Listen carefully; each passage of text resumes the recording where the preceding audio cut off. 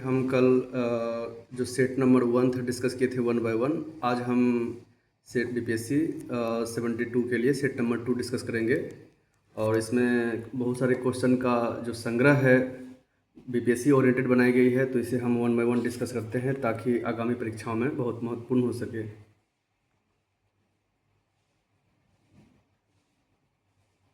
इसे थोड़ा जूम करता हूँ।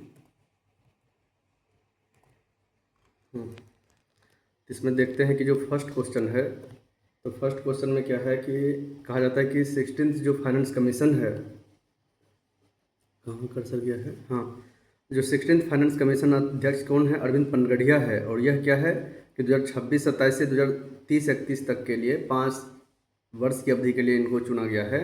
ठीक है, तो इसमें क्या है कि यह जो है ना, जो केंद्रीय करों में राज्य की जो हिस्सेदारी होनी चाहिए 41% जो 15वीं वित्त आयोग जो किए थे, उस सेम एज इट इज जो है ना 41% की अनुशंसा की है, ना कि 45%। ये गलत है।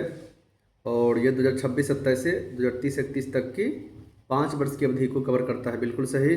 और यह 15वें जो फाइनेंस कमीशन थे, उनके कर और राजकोषीय जो प्रयास के मापदंड है, उसके स्थान पर एक नए मानदंड जीडीपी में योगदान को प्रस्तुत किया है। तो इसका 2 और 3 सही स्टेटमेंट है। सेकंड देखते हैं कि जो कुछ ऑपरेशन हुए इधर हाल फिलहाल में, जिसमें कि ईरान, इजराइल और अमेरिका जो है वैश्विक प्रतिद्वंदी और हथियारबंदी की होड़ और अपने क्षेत्रीय जो प्रभाव है उसको मतलब अधिक दिखाने हेतु भी लड़ाई हुई, जिसमें देखते हैं कि जो लायंस शेर थे वह इजराइल ने ईरान पर जो अटैक किया लायंस शेर के थ्रू, तो एक का क्या हो गया, 3 से संबंधित है। एपिक फ्यूरी अमेरिका के थ्रू ऑपरेशन चलाई गई थी, और ट्रू प्रॉमिस जो है ना ईरान के थ्रू, और गजब लिल हक जो है ना यह पाकिस्तान द्वारा शुरू किया गया था। तो गजब लिल हक जो है ना, इसमें क्या है कि पाकिस्तान द्वारा जो तालिबान है, अफगानी तालिबान, उसके विरुद्ध शुरू किया गया। ठीक है, जिसके जवाब में जो पूर्वी अफगानिस्तान में आतंकवादी ठिकानों और अवसंरचना पर बड़े पैमाने पर जो देखते हैं हवाई हमला देखने को मिलता है। तो 2 का क्या हो जाएगा, ए नंबर। अमेरिका इजराइल ईरान युद्ध के संदर्भ में हाल ही में समाचारों में रहा बिगिन सिद्धांत। देखिए, बिगिन सिद्धांत क्या है, बिगिन डॉक्ट्रिन। तो उसमें क्या है कि जब 1981 में उसका जो इजराइल का तत्कालीन जो प्रधानमंत्री थे मेनाकेम बेगिन ने यह प्रतिपादित किया कि इजराइल को अगर सुरक्षित रहना है तो इसके चारों ओर का जो देश है उसको परमाणु हथियार नहीं बनाने देना है, और जो भी संभावित खतरा है उसको आकलन करके परमाणु हथियार भी नहीं बनाने देना है, और सारे के रक्षा क्षेत्र से इनका रक्षा काफ़ी उन्नत हो सके ताकि पूर्व निवारक सैन्य हमले से अपने देश का सुरक्षा कर सके। तो यह ये जो बेगिन सिद्धांत है यह इजराइल से संबंधित है। इच्छामती और जलंगी नदी बेसिन के विकास में हाल ही में, इसको थोड़ा जूम करता हूँ, और हाँ देखिए, इच्छामती जलंगी नदी बेसिन के विकास के लिए हाल ही में किस राज्य सरकार ने जर्मन संघीय उद्यम के साथ मेमोरेंडम ऑफ अंडरस्टैंडिंग यानी एमओयू साइन किया है? इसमें देखते हैं कि पश्चिम बंगाल के साथ साइन किया है। ठीक है, उसमें इसका मुख्य उद्देश्य क्या होगा कि जो उसकी गाद जमाव, प्रदूषण, अपरदन, भूजल पुनर्भरण, बाढ़ प्रबंधन और नदी पुनर्जीवन, ये सब मुद्दे क्या है, इस मुद्दे को समाधान करेंगे। हाल ही में समाचारों में देखा गया कि अन्वेष जो 2026 है ना, इसका मुख्य उद्देश्य क्या है? तो इसका जो है मुख्य रूप से किससे संबंधित है? तो इसका देखिए, अन्वेष का पहले पता करते हैं क्या है। अन्वेष का मतलब ए से एडवांस्ड हो गया। ठीक है, A for advanced, N for next generation, advanced next generation vision for emerging and sustainable healthy foods. तो emerging and sustainable healthy foods की बात करता है, तो किससे संबंधित होगा? फूड प्रोसेसिंग इंडस्ट्री से, है ना। तो खाद्य प्रसंस्करण, संधारणीय खाद्य प्रणाली और स्वास्थ्य खाद्य उत्पादकों में नवाचार को यह बढ़ावा देगी। ओके, तो इसका क्या है कि जो निफ्टेम है ना, जिसका कि होता है कि राष्ट्रीय खाद्य प्रौद्योगिकी उद्यमिता और प्रबंधन संस्थान, ठीक है, तो यह इसके अधीन यह सम्मेलन दिया गया था। 6 नंबर में देखते हैं। अभी देखिए, कार्बन क्रेडिट क्या है? तो कार्बन क्रेडिट में संयुक्त राष्ट्र ने हाल ही में म्यांमार की कंपनी को पहले कार्बन क्रेडिट की मंजूरी की घोषणा की, ना कि भारतीय कंपनी को। ठीक है, इसमें देखते हैं कि पेरिस समझौते के जो अनुच्छेद है 6.4 ना कि 4.6, तो 6.4 कार्बन क्रेडिटिंग तंत्र से संबंधित है, तो इसका क्या है, दोनों गलत है। अभी देखते हैं असम के जो जीआई टैग है कार्बी आंगलोंग जो अदरक है उसको 1.2 मीट्रिक टन लंदन भेजा गया है। हाल ही में नगोया प्रोटोकॉल के अंतर्गत अंतर्राष्ट्रीय स्तर पर मान्यता प्राप्त अनुपालन प्रमाण पत्र जारी करने में अग्रणी देश के रूप में उभरा। यह प्रोटोकॉल कैसे संबंधित है, तो अभिगम लाभ साझाकरण। अभी देखिए अभिगम लाभ जो साझाकरण है उसमें क्या है कि यह देखते हैं कि यह एबीएस तंत्र 2002 की जैविक विविधता से लागू होते हैं। ठीक है ना, और उसमें जो IRGC मतलब हो गया कि IRGC का मतलब क्या हो गया, यह जो अंतर्राष्ट्रीय स्तर पर इंटरनेशनल स्तर पर जो मान्यता प्राप्त प्रमाण पत्र है ना, इससे अभिगम और लाभ साझाकरण से संबंधित है। देखिए आईटी इनकम टैक्स अधिनियम 2025 के संबंध में देखना है, तो देखते हैं कि यह इनकम टैक्स अधिनियम 2025 आयकर अधिनियम 1961 को स्थान पर 1 अप्रैल से प्रभावी होगा, ना कि 1 मार्च से। ठीक है, तो गलत स्टेटमेंट है। और दूसरा है कि वित्तीय वर्ष निर्धारण वर्ष की अवधारणाओं को एकीकृत इंटीग्रेट करके टैक्स ईयर में मिला दिया गया है, बिल्कुल सही। और पारंपरिक फॉर्म 16 के स्थान पर फॉर्म 130 लाया गया है, तो 2 और 3 इसका सही है। हाल ही में संसद द्वारा पारित आंध्र प्रदेश पुनर्गठन संशोधन विधेयक, जिसमें आंध्र प्रदेश की एकमात्र राजधानी किसे मान्यता दी गई है, तो अमरावती को, है ना। अमरावती को ही उसमें देखते हैं कि 56,000 करोड़ रुपए के क्रियान्वयन से 91 से 91 से अधिक इंफ्रास्ट्रक्चर डेवलपमेंट का काम शुरू होगा। 11 में देखते हैं कि जो हाल ही में समाचार पत्रों में रहा tides of time Bharat history through mural in parliament, ये किसने लिखा है, तो सुधा मूर्ति। और सुधा मूर्ति क्या है, एक राज्यसभा की सांसद है ना। तो उसमें क्या है कि जो संसद का जो परिसर है उसमें प्रदर्शित जितना भी भित्ति चित्र के माध्यम से भारत की सभ्यागत जो यात्रा का अन्वेषण है ना, उसकी ऐतिहासिक घटना, व्यक्ति और सांस्कृतिक परंपरा को उजागर करती है। ये इनहेरिटेंस ऑफ लॉस देखिए अरुंधति राय ने लिखे थे, है ना। नेक्स्ट है देखिए कराधान के संदर्भ में हाल ही में शब्दों में रहा GAAR। ठीक है, इसका क्या है कि जनरल एंटी एवॉइडेंस रूल्स है ना। तो इसमें देखते हैं कि जनरल एंटी एवॉइडेंस रूल क्या है, कि इसमें क्या है कि आक्रामक जो टैक्स सिस्टम था ना उस पर अंकुश लगाना और सरकार की जो भी हानि होती है ना उसको रोकना है। हाल ही में समाचारों में रहा सेबेस्टियन साबे किस खेल से संबंधित है, तो सेबेस्टियन साबे देखते हैं कि मैराथन दौड़ से है संबंधित, और यह केनिया के है ना, जिसमें केनिया, युगांडा, तंजानिया है ना, जिसमें विक्टोरिया झील आपस में घिरा हुआ है। तो उसी केनिया के सेबेस्टियन साबे ने मैराथन दौड़ में मात्र 1 घंटा 59 मिनट 30 सेकेंड में अपना मैराथन दौड़ कंप्लीट किया था। निम्नलिखित में से किस संगठन ने हाल ही में वाहन से सब कुछ V2X संचार के लिए नियामक जो ढांचे पर एक परामर्श पत्र जारी किया है, तो तराई है telecom regulatory authority of India. जितने भी हमारा कम्युनिकेशन होते हैं जिसमें संचार है, जिसमें एयरटेल, जियो, वोडा, जितना भी ये कंपनी है ना, तो ये सब का जो टैरिफ है उसकी जो मैनेजमेंट है वो कौन करती है ना, उसको दिशा निर्देश देती है, तो telecom regulatory authority of India. Next है कि हाल ही में समाचारों में रहा विशेष अतिरिक्त उत्पाद शुल्क SAED किसके निर्यात पर लगाया जाता है, तो पेट्रोल, डीजल और इसमें विमानन टरबाइन ईंधन है LPG को इससे बाहर रखा गया है। ओके, नेशनल सैंपल ऑर्गेनाइजेशन ये क्या करती है, NSO के 80वें दौर के सर्वेक्षण स्वास्थ्य के अनुसार 2025 के दौरान भारत में प्रति अस्पताल में भर्ती मामले पर औसत अपनी जेब से कितना चिकित्सा खर्च करती है, तो उसमें देखते हैं कि जो है ना लगभग 11,285 रुपये खर्च करते हैं। ओके, और इसमें देखते हैं कि जो संस्थागत प्रसरव ग्रामीण क्षेत्र में 95.6% से, इस रिपोर्ट में ये भी बताया गया कि जो संस्थागत प्रसरव ग्रामीण क्षेत्र में 95.6 से 6% हुआ है, और शहरी क्षेत्र में 97.8% बढ़ गया है, मतलब 97.8% हो चुका है टोटल। अभी देखिए क्या है इसमें,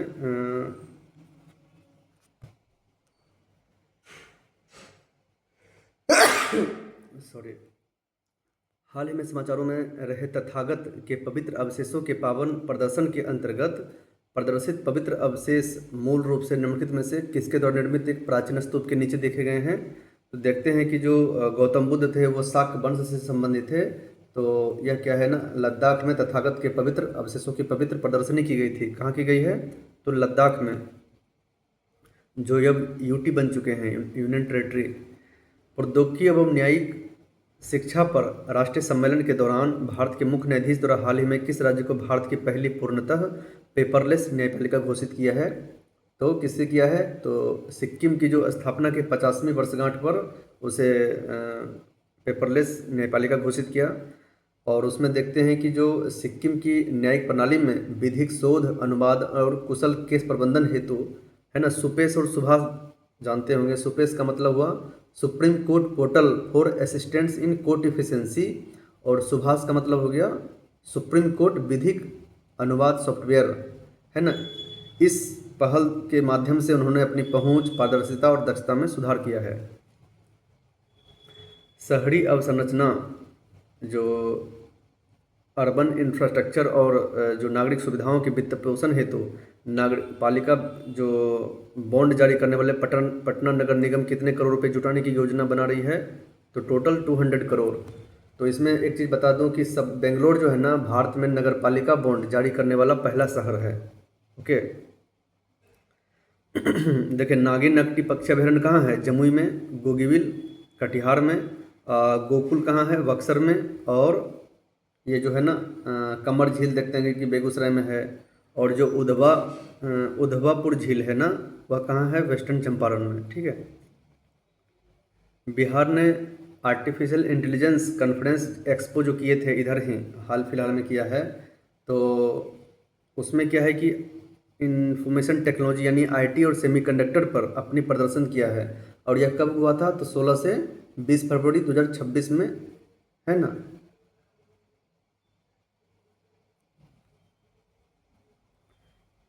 all India impact summit, then artificial intelligence पे इम्पैक्ट समिट नहीं हुआ था, उसमें ही जो 16 से 20 फरवरी 2026 में हुआ था, प्रगति मैदान नई दिल्ली में। क्राइम मल्टी एजेंसी सेंटर, क्राइमेक क्या है ना, यह बिहार पुलिस, यहाँ देखिए एक क्या लिखा है यहाँ, सीबीआई द्वारा विकसित किया गया, गलत है। यह बिहार पुलिस को crime multi agency centre portal के साथ एकीकृत किया गया है, और इसे जो है ना सीबीआई नहीं, NCRB, national crime record bureau द्वारा विकसित किया गया है। ओके। तो बिहार पुलिस की देखिए क्राइम मल्टी एजेंसी सेंटर से क्या इंटीग्रेट किया गया, NCRB, national crime record bureau द्वारा विकसित किया गया। और यह क्या करता है कि ऑल इंडिया लेवल पे गंभीर आपराधिक मामले हो, एफआईआर हो, ये सब जो त्वरित कार्रवाई हो सके उसको सुगम बनाता है क्राइमेक। यहाँ सीबीआई ना होकर के एनसीआरबी होना चाहिए, इसलिए 2 गलत है और 1 और 3 सही है। बिहार सरकार ने राज्य भर में कितने बांध और जलाशय स्थल को पर्यटन स्थल के रूप में विकसित करने की योजना बनाई है? तो 16 फरवरी 2026 को बिहार सरकार ने टोटल 8 बांध और जलाशय स्थल को पर्यटन स्थल के रूप में विकसित करने की योजना बनाई है। अब उसमें से देखते हैं कि जो दुर्गावती जलाशय है, वाल्मीकि नगर बैराज है, गंगा जी जो राजगीर जलाशय है, खड़गपुर झील, कुंडघाट जलाशय है ना, गढ़ी हो गया जो क्यूल में है, मोरबे जलाशय, ओधनी बांध, फुलवड़िया बांध, ये सब मिला करके ना टोटल 8 बांध और जलाशय को पर्यटन के रूप में विकसित किया ताकि बिहार का रेवेन्यू बढ़ सके।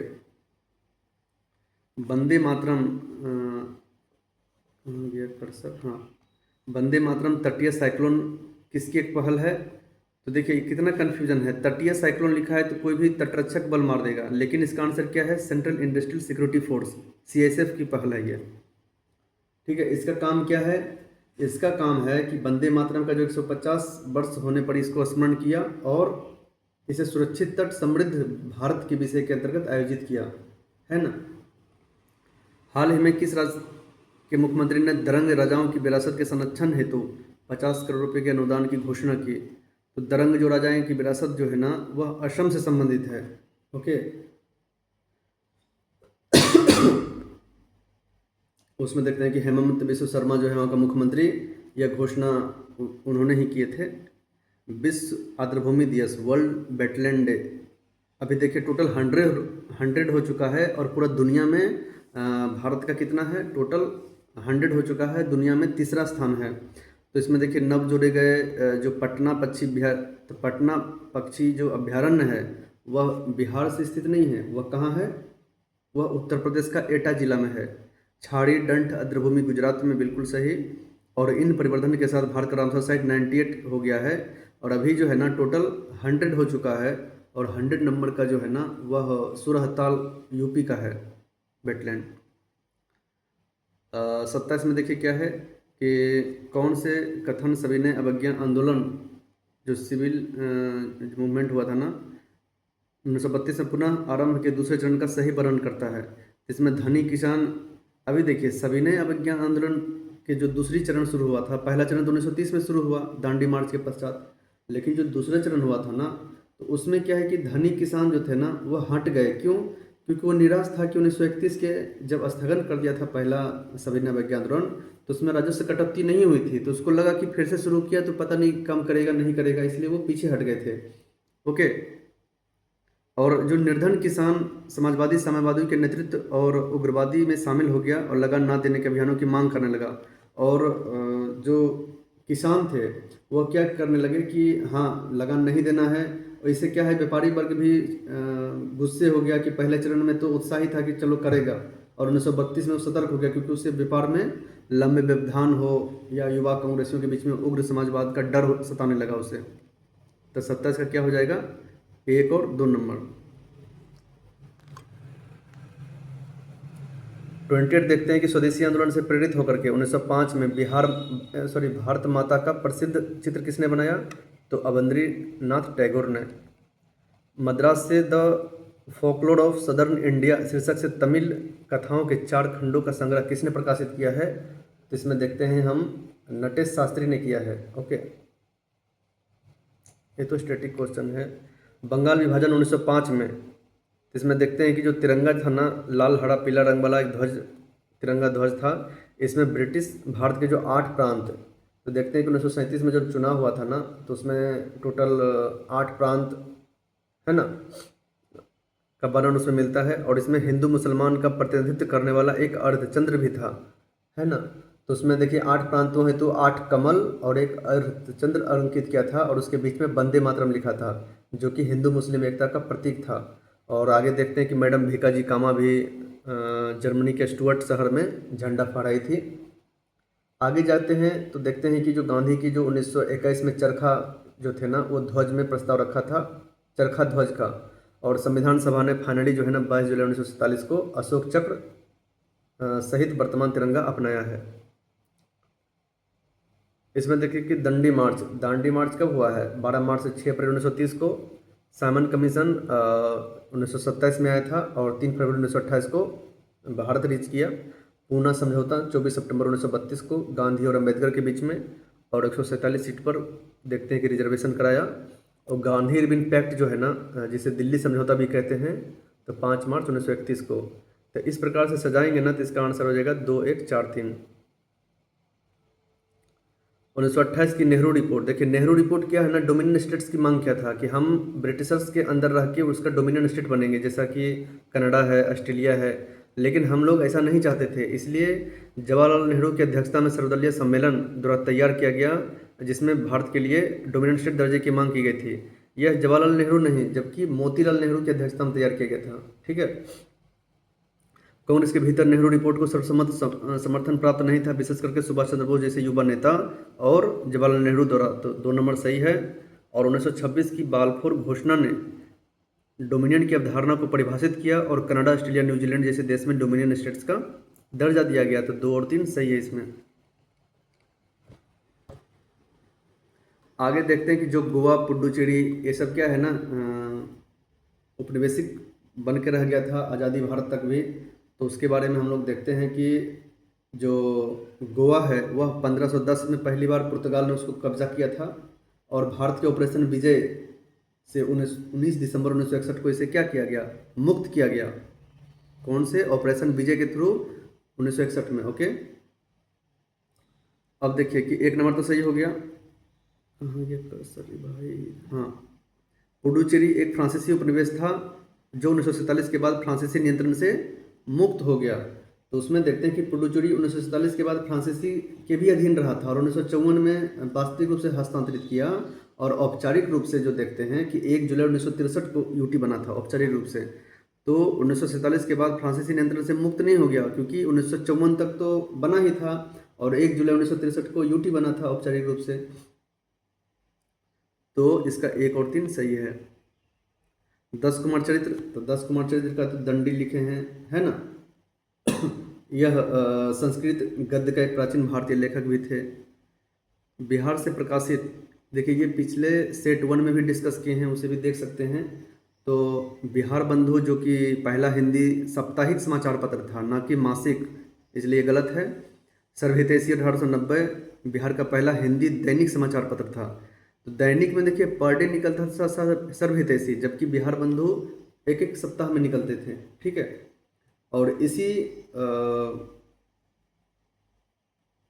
जो हिंदी बिहारी है, हिंदी बिहारी 1913 में नील की खेती करने की दुर्दशा को उजागर किया था, है ना। अभी देखिए जो बिहार बंधु 1872 में जो प्रकाशित होता था साप्ताहिक प्रकाश, उसका जो समाचार पत्र के जो प्रबंधक थे वो मदन मोहन भट्ट थे। कौन थे? मदन मोहन भट्ट। और इसका संपादक कौन था? हसन अली। नेक्स्ट है भारत के लिए, देखिए भारत का जो नाम भारत या हिंदुस्तान पर है ना, उसके रिस्पेक्ट में ये क्वेश्चन पूछा गया है। तो देखते हैं कि जम्मू द्वीप जो है ना वो अशोक के अभिलेख से मिलता है। हिंदुस्तान पहली बार शाहपुर प्रथम के नक्श ए रुस्तम अभिलेख से मिलता है, ठीक है। और तो इसमें क्या हो गया, 1 और 2 तो सही है। इसमें पूछ रहा है असत्य, तो 1 2 सही है। और ये एक छत्र के रूप में भारत का पहला निश्चित उल्लेख पाणिनि की अष्टाध्यायी में मिलता है ना। तो ये भी सही है, प्रारंभिक क्षत्रिय संदर्भ मिलता है उसमें। और व्यापक संदर्भ में अगर देखते हैं तो भारत शब्द जो है ना ऋग्वेदिक भरत जनजाति से व्युत्पन्न हुई, और भारतवर्ष खारवेल के हाथी गुम्फा अभिलेख में भी प्रकट होता है, ठीक है। सिंधु घाटी सभ्यता के झूकर और झाकर संस्कृति का साक्ष्य मिलता है तो चहुंद्रों में। मन के बनाने के यहाँ पे कारखाना भी था, है ना। देखो कालीगंगा में जुते हुए खेत है। लोथल जो कि एक पोर्ट के रूप में विकसित किया गया था, बंदरगाह। और धौलावीरा में देखते हैं कि जो पानी की जलापूर्ति व्यवस्था को देखा गया है 37 में। अब देखिए 38 में देखते हैं कि पुस्तक है और उसके लेखक the from Yerwada jail ashram and observances, यह महात्मा गांधी लिखा है। To the princes and the people, ये भी महात्मा गांधी ने लिखे हैं। और द इंडियन स्टेट्स प्रॉब्लम, ये भी महात्मा गांधी लिखे हैं। तो तीनों का राइटर कौन है? महात्मा गांधी, इसलिए केवल 1 सही है इसमें। देखिए ऋषभनाथ को आदिनाथ कहते हैं, पहला तीर्थकर है। अरिष्टनेमी 22वां तीर्थकर है। पार्श्वनाथ 23वां है और महावीर 24वां है। तो ये तो ठीक है, बट यहाँ लिखा है कि कौन से जैन तीर्थकर ऋग्वेद में सूक्त में मिलता है, तो पहला और 22वां, 1 और 2 सही है। देखिए जब मैकाले भारत आए थे ना, तब लोक शिक्षा की जो सामान्य समिति general committee on public instructions गतिरोध में थी 2 गुट के बीच में, जैसे कि प्राच्यवादी है और आंगलवादी के बीच में नोकझोंक होता रहता था। लेकिन जब मैकाले आया लॉर्ड विलियम बेंटिंग के शासनकाल में, तो उसमें देखते हैं कि 1833 के आसपास जो है ना 34 में, उसने क्या किया कि एक विधि आयोग के रूप में इसको जगह दिया, है ना। तो उसमें बेंटिंग ने गवर्नर जनरल के दौरान लोक शिक्षा की सामान्य समिति का अध्यक्ष भी नियुक्त किया गया। तो 1 और 2 दोनों सही है। कौटिल्य के अर्थशास्त्र में वार्षिक बजट तैयार करने के लिए उत्तरदायी अधिकारी कौन था? तो इसमें देखते हैं कि समाहर्ता। और यह क्या है कि राजस्व का प्रमुख महासंग्राहक था, जो आकलन, संग्रहण और आय व्यय के वार्षिक बजट की तैयारी का एक प्रभारी भी था। अभी देखिए जो सन्निधाता है, तो सन्निधाता क्या है ना, कोषाध्यक्ष होते थे, ओके। नेक्स्ट है कि स्वतंत्रता सेनानी गोपाल जीवी आगरकर, जिसको बोलते हैं जीजी आगरकर, गोपाल गणेश आगरकर, तो उसने रिफॉर्मर प्रकाशन किया था। एक पत्रिका है, बिल्कुल सही। और उन्होंने गोपाल कृष्ण गोखले के साथ मिलकर के पुणे में डक्कन एजुकेशन सोसाइटी, ये गलत है, यहाँ होगा बाल गंगाधर तिलक के साथ मिलकर के पुणे में डक्कन एजुकेशन सोसाइटी की स्थापना किया। और उसने लिखा है कि आगे कि अपने लेखन के माध्यम से उन्होंने बंगाल विभाजन के विरुद्ध सक्रिय रूप से विरोध जताया। ठीक है, तो ये सक्रिय रूप से तो नहीं जताए थे, ये गलत स्टेटमेंट है 3 नंबर में, क्योंकि 1895 में तो लाल बाल गंगाधर तिलक डेथ ही कर गए थे, तो कैसे सक्रिय भाग निभाएगा दोनों मिलके, तो केवल एक है। अभी देखिए 1906 में कांग्रेस मंच से स्वराज स्वशासन की मांग करने वाला पहला व्यक्ति कौन थे, तो दादा भाई नौरोजी थे, जिन्होंने the poverty and British rule in India लिखे हैं। और डेरने थ्योरी के सिद्धांत थे, बताए कि यहाँ धन का कैसे बहिर्गमन हो रहा है। प्लासी युद्ध के दौरान बिहार का जो उपराज्यपाल कौन है, तो राम नारायण है। ठीक है, ऋग्वेद में वर्णित जो 10 राग युद्ध है, 10 राजाओं का युद्ध, इसमें 7वें मंडल 33 सूक्त में मिलता है, और यह परसुन नदी के तट पे लड़ा गया था, बिल्कुल सही। भरत जन के राजा सुदास ने 10 राजाओं के संघ के विरुद्ध युद्ध किया, तो ये भी सही है। और विश्वामित्र राजा सुदास के पुरोहित थे, गलत है। विश्वामित्र जो है ना, वशिष्ठ 10 जब देखिए ये दोनों ना उल्टा लिखा है, देखिए यहाँ पे। ठीक है, कैसे उल्टा लिखा है, तो उसमें देखते हैं कि वशिष्ठ जो है ना सुदास के पुरोहित थे। ये जो वशिष्ठ है ना, ये वशिष्ठ सुदास के पुरोहित थे, और विश्वामित्र जो है ना वो 10 राजाओं के पुरोहित थे।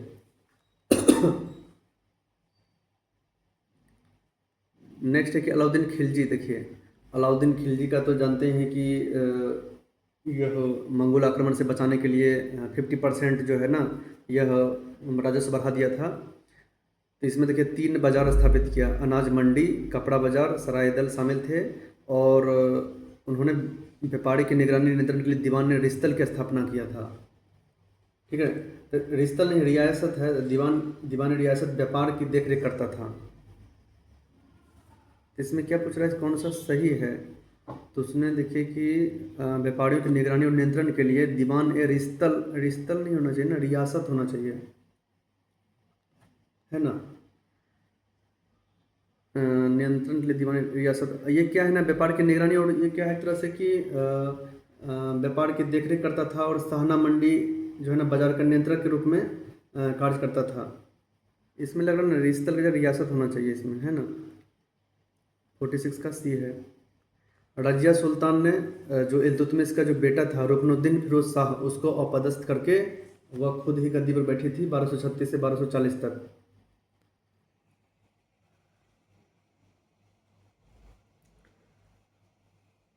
देखिए गुप्त साम्राज्य के बारे में, तो देखिए सबसे बड़ी प्रादेशिक जो इकाई होती थी ना, देश या राष्ट्र, है ना।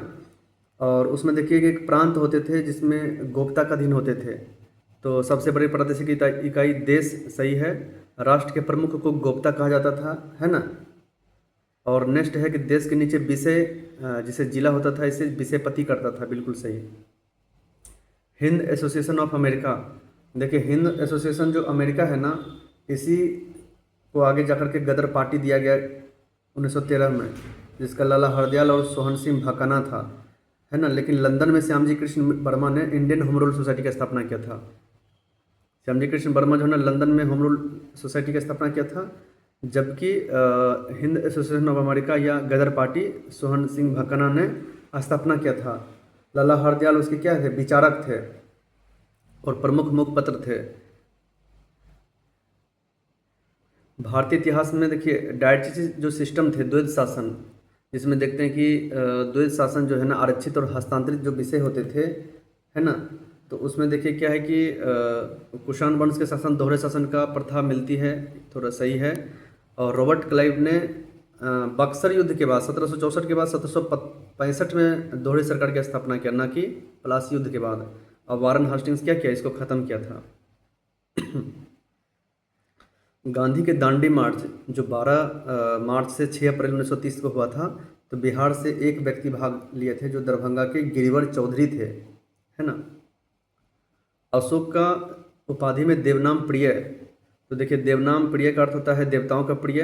और अशोक ने बौद्ध धर्म अपनाने के बाद पूर्ववर्ती परंपराओं को पूर्णतः नहीं त्यागा, इसलिए इसे सहिष्णु राजा भी कहा जाता है। और तीसरी बौद्ध संगति, क्योंकि पहला राजगिरी हुआ, दूसरा वैशाली, तीसरा पाटलिपुत्र और चौथा कुंडलवन कश्मीर में हुआ था। तो तीसरी बौद्ध संगति अशोक के शासनकाल में आयोजित की गई थी। ठीक है, नेक्स्ट देखते हैं 53। तो राजा राम मोहन राय के संबंध में क्या पूछ रहा है कि सही नहीं है। तो देखिए 1815 में आत्म सभा की स्थापना किया और 1816 में वेदांत सोसाइटी की स्थापना की। तत्वबोधिनी सभा की स्थापना ये देखिए देवेंद्रनाथ टैगोर तत्वबोधिनी सभा का स्थापना किया है। ये तो गलत है, क्योंकि क्या बोला, तत्वबोधिनी सभा की स्थापना देवेंद्रनाथ टैगोर ने 1839 में किया।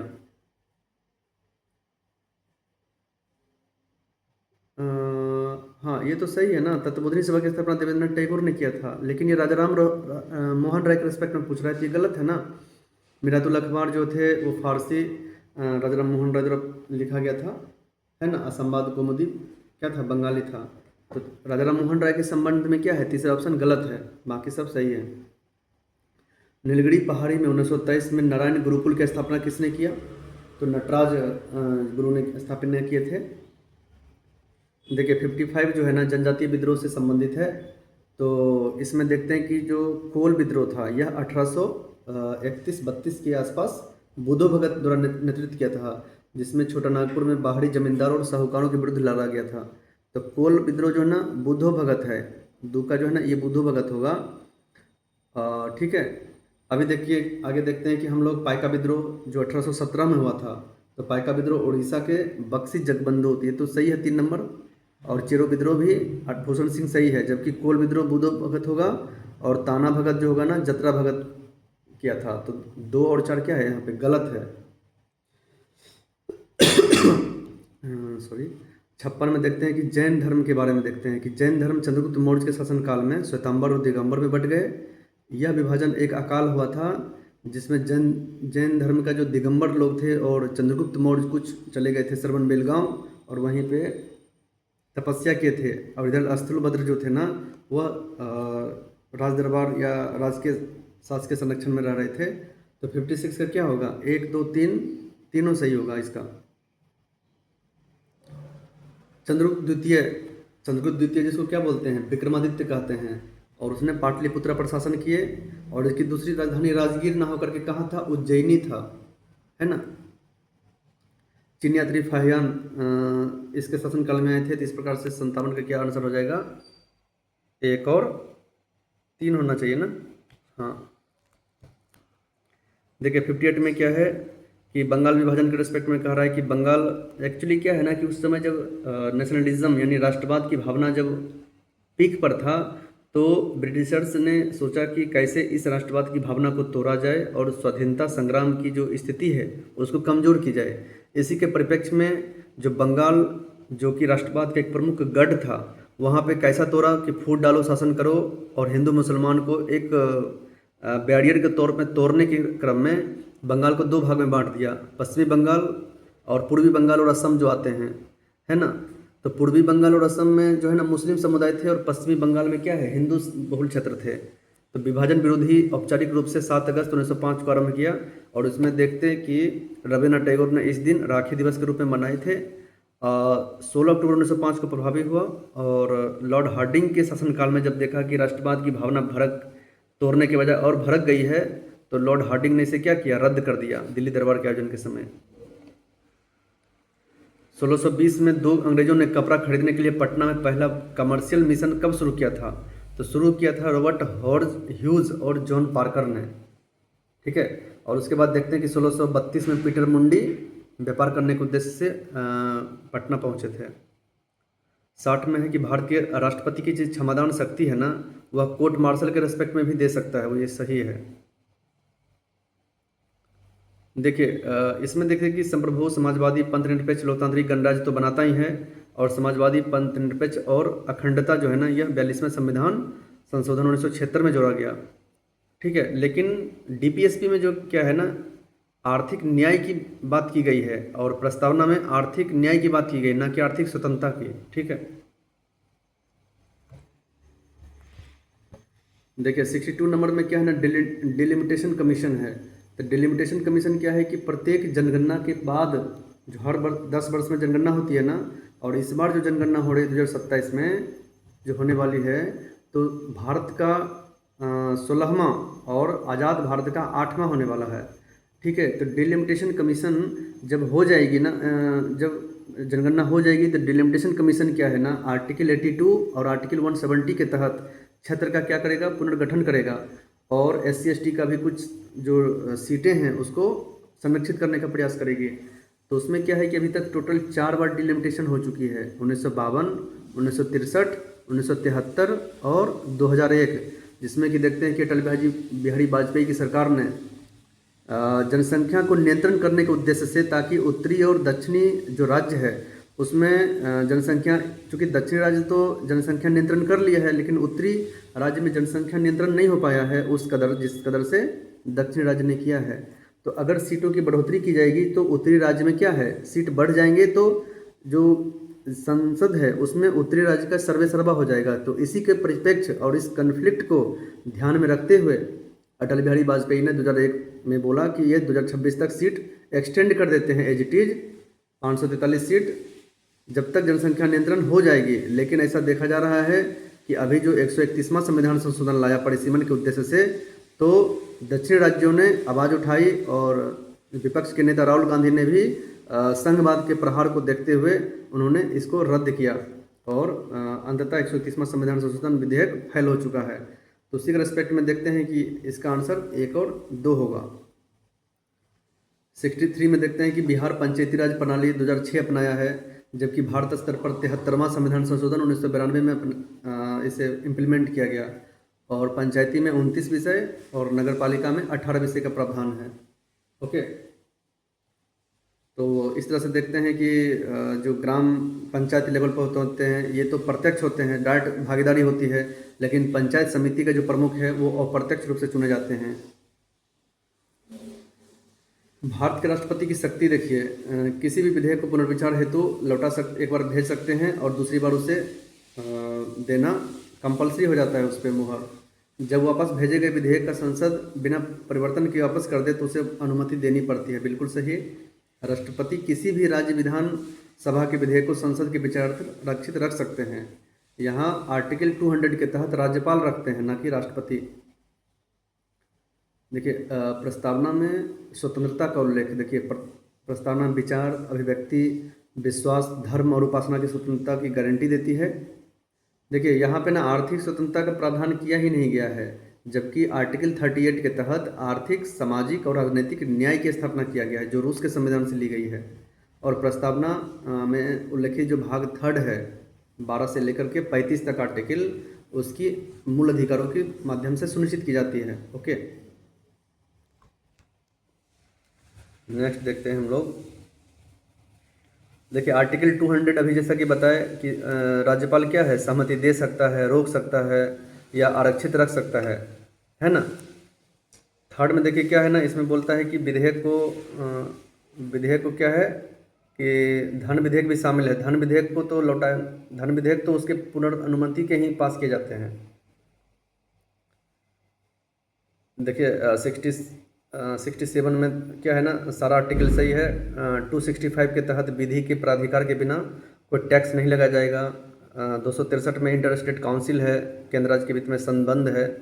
275 में संघ से कुछ राज्यों को ग्रांट्स मिलता है, और आर्टिकल 200 से राज्यपाल कुछ विधेयक को राष्ट्रपति के समक्ष क्या करते हैं, आरक्षित रख लेते हैं। लोकसभा में देखिए जो आचार है ना, हमारा एथिक्स क्या बोलता है, उसके रेस्पेक्ट में लोकसभा में एक आचार समिति का स्थापना किया था कि संसद का क्या कर्तव्य है, क्या उसका मोरल वैल्यू होना चाहिए। ठीक है, तो इसका रेस्पेक्ट में क्या है कि 1996 में ही पीठासीन अधिकारियों के सम्मेलन में पहली बार दोनों सदनों के लिए एक एथिक्स पैनल का विचार सामने आया था।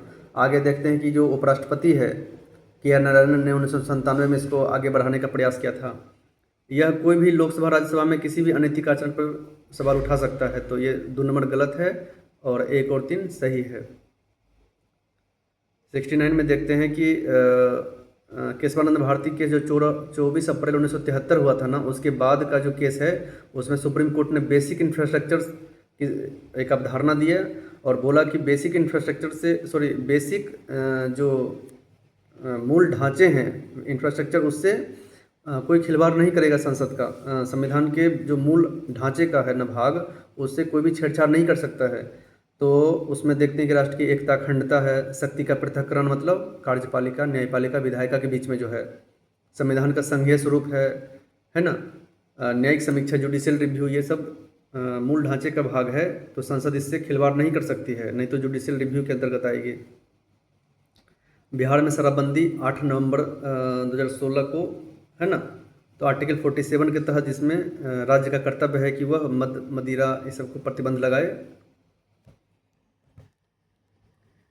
भारत के राष्ट्रपति पद की अर्हता क्या है कि वो भारत का नागरिक हो, 35 वर्ष पूरा हो और लोकसभा के सदस्य के रूप में निर्वाचन के लिए अहर्ह होना आवश्यक है, ना कि राज्यसभा, ठीक है। और कोई लाभ के पद पर ना हो तो 71 का बी होगा। देखिए राज्यसभा में सीट का जो वितरण है ना, वह देखते हैं कि जो चौथी अनुसूची है उसमें जनसंख्या के अनुसार आवंटित किया गया, जिसमें यूपी को देखते सबसे हाईएस्ट 31 दिया गया है ना।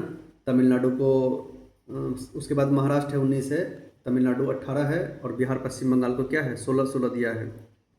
और देखते हैं कि सिक्किम है, पहला मणिपुर है, मिजोरम है, त्रिपुरा है, सिक्किम है और गोवा, ये सबको एक एक दिया गया है। और इसमें 238 सीट का वो होते हैं प्रावधान किया गया है, ठीक है, जिसमें 238 सीट राज्य और केंद्र शासित प्रदेश विधानसभा द्वारा अनुपातिक प्रतिनिधित्व के माध्यम से इलेक्ट होगा और 12 जो है ना उसका मनोनयन होगा कला, विज्ञान, साहित्य के रेस्पेक्ट में।